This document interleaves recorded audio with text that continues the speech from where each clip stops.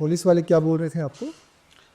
ये सब ईसाई है, इन लोगों को मारो और परेशान करो, इन लोगों को काम कराओ खूब, और लैट्रिन भी साफ करा रहे थे लोग।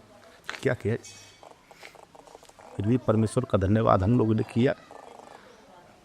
दोस्तों, आज की वीडियो में हम देखेंगे कि किस प्रकार उत्तर प्रदेश के अंदर ईसाई समुदाय और पास्टर्स पर गैर मसीहों द्वारा काफी अत्याचार किया जा रहा है और पास्टर के ऊपर झूठा धर्मांतरण करवाने का आरोप लगाया जा रहा है, पर प्रशासन से कोई भी न्याय नहीं मिला।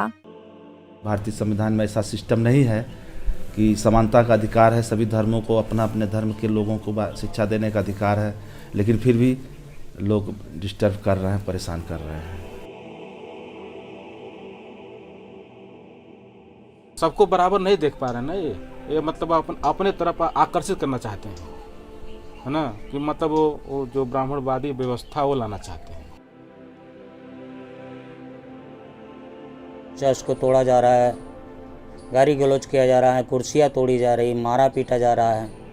कानून की पुस्तक में तो लिखा है कि कोई भी व्यक्ति अपना प्रचार प्रसार कर सकता है, पर झूठे दोष लगाया जाता है कि मतलब ये धर्म परिवर्तन कर रहे हैं, ईसाई बना रहे हैं लोगों को। 6 महीने तक ले जेल में रखा गया। हमको आरोप लगाया गया था कि ये धर्म परिवर्तन करता है, ईसाई बनाता है लोगों को और पैसा बांटता है और बाइबिल बांटता है, ऐसे ऐसे करके लोग गाली गलौज करता है यहाँ पर आकर के गांव में। आज जब से सरकार आई है तब से मतलब हिंदू, मुस्लिम, सिख, ईसाई यही कह कर के मतलब लोगों को टारगेट किया जा रहा है, सताया जा रहा है, मारा जा रहा है। हम रावटगंज बाज़ार गए थे कुछ काम से मार्केट गए थे, और वहाँ से जब आए तो मुझे चौकी इंचार्ज ने फ़ोन किया था कि आइए कुछ पूछताछ करनी है। तो हम चौकी पर गए तो मुझे बैठा लिया गया। कुछ देर के बाद उन्होंने एक पेपर निकाला और उस पर हमसे दस्तखत करवाया, जो कि पेपर को देखने नहीं दिया, सिर्फ दस्तखत कीजिए, हस्ताक्षर करने के लिए बोला। और उसके बाद बोले कि आपके पास कुछ किताबें हैं? तो हमने बोला जी सर, हमारे पास बाइबल है, और हमारा बाइबल है, हमारी पत्नी का बाइबल है, और कुछ स्वास्थ्य और जीवन की पत्रिका भी है। गाड़ी पर बैठाए और कोतवाली ले गए। पूछताछ करने के बाद उन्होंने बोला कि क्या करते हो? हम कहे सर स्वास्थ्य और जीवन हम लोग जागरूक करते हैं, लोगों को पौध शिक्षा पढ़ाते हैं, महिलाओं को जागरूक करते हैं, साफ़ सफाई के बारे में बताते हैं। लेकिन कह रहा है तुम लोग यही बहाना है, इस बहाने की वजह से लोगों को ईसाई बनाते हो। जेल में जब हम गए तो वहाँ पे पहले गेट के अंदर जब हम लोग घुसे तो उन्होंने पहले तो पूरा कपड़ा निकलवा दिया। अंत में सिपाही लोगों ने पूरा जेबा चेक किया और इसमें जो पैसा था 400-500 लगभग था हमारे जेब में, वो निकाल लिए लोग। और उसके बाद चड्डी भी निकलवा दी सर रात में। इतना अत्याचार वो लोग किए हम लोगों के साथ। उसके बाद अंदर गए तो रात में थोड़ा बहुत खाना खिलाए। उसके बाद सुबह हुआ तो फिर खबरें दबाने लगे कि ये ईसाई बनाने वाले, धर्मांतरण करने वाले लोग हैं, इनको मारो।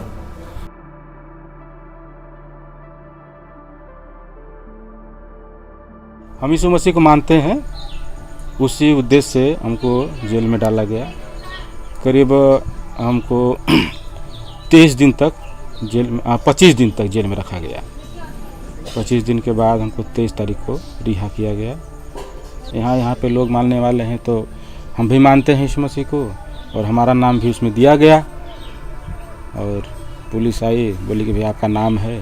हम पता करने के लिए गए थाने पे कि भाई क्या बात है, सोचे कि ये क्या बात है, जाके पता करने के लिए गए तो पुलिस हमको पकड़ के रख लिया। हमको समझ में नहीं आया कि क्या बात है क्या नहीं। हम तो पूछने के लिए गए थे, लेकिन पुलिस हमें अरेस्ट कर लिया। पुलिस का व्यवहार बहुत ही बेकार था।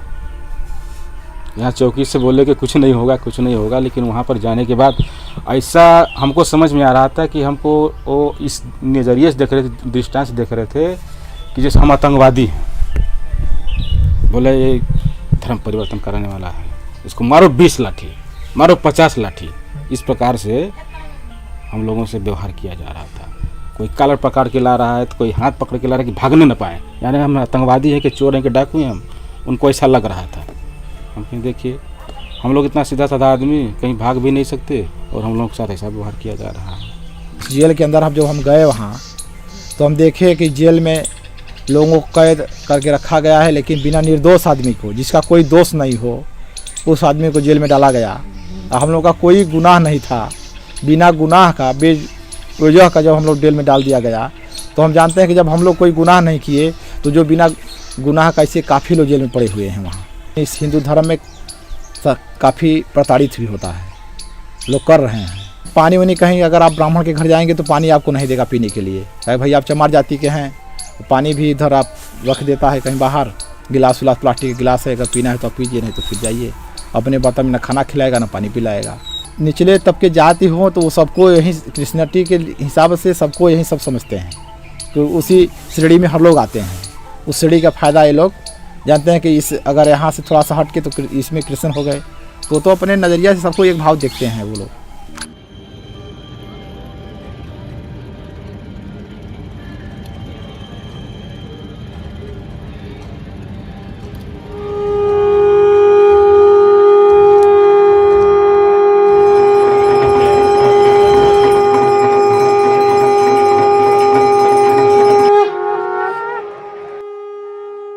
जो चीज़ हमारे खून में है, जो चीज़ें हमारे खून में हैं, अगर हमारे धर्म के प्रति अगर हम ही अपने लोगों को नहीं बताएंगे या फिर नहीं उनको जागरूक करेंगे, तो जाहिर सी बात है अज्ञानता के कारण ही तो लोग अपने धर्म को छोड़ के दूसरे धर्म में लोग अपने आप को परिवर्तित कर लेते हैं।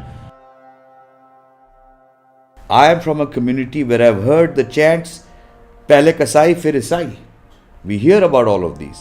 We talk about the fact that there is a minority targeting that is happening, which is there for everybody to see. International organizations are recognizing it. जो क्रिश्चियनों के जो स्कूल हैं, इनमें सेंटा क्लॉज के कपड़ों को पहना देना और ये सारी चीज़ें करते रहना।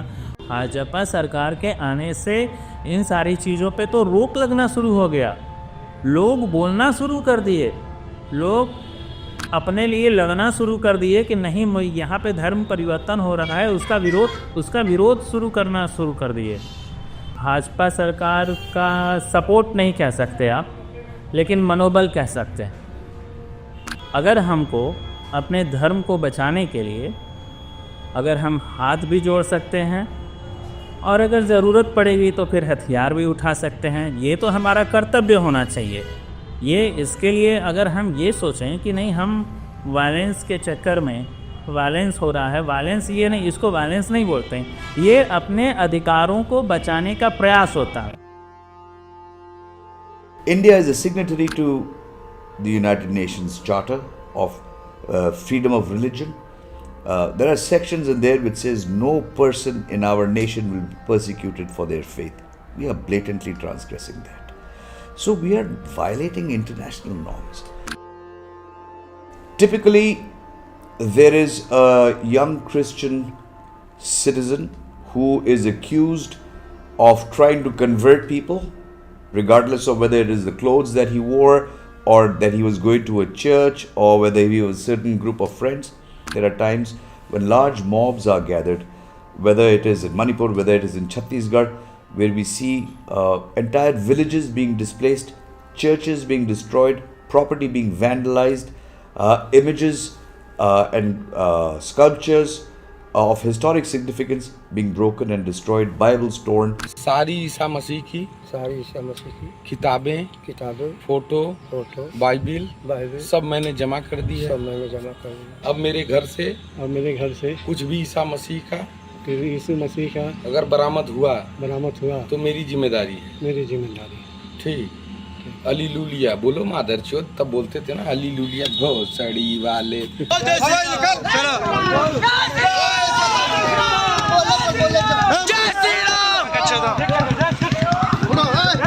इस पर ठोस कार्रवाई हो जाए, क्योंकि नहीं तो ये पूरे समाज को ईसाई बनाने के लिए पूरे। They have been able to speak from public platform that heads should be removed, people should be killed.